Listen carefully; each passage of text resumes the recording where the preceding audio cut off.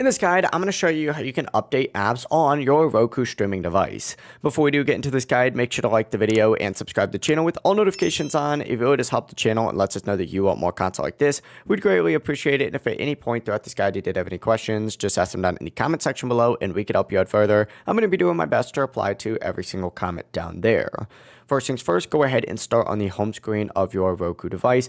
From the home screen, either scroll over to your apps, or what you could also do is go directly down and search for them. In this case, let's just go ahead and say that I want to update, YouTube, for example. What you're going to want to do is just have that app highlighted, and then go ahead and press the little star button on your Roku remote. It may also look like a little settings icon from here. From here, you're going to see a menu pop up with a bunch of different options. And essentially, what you're going to want to do is hit check for updates, hit OK on your remote, and your Roku will check to see if an update is available for that app. If there's one available, it'll install automatically. If not, it'll tell you that the app is already up to date. And you're just going to want to repeat this for any app on your Roku if you think it hasn't been updated recently. But it really is as simple as that. If this guide did help you out, make sure to like the video and subscribe to the channel with all notifications on. It really does help the channel. It lets us know that you want more content like this. We'd greatly appreciate it. And if at any point throughout this guide you did have any questions, just ask them down in the comment section below and we could help you out further. Have a great rest of your day though.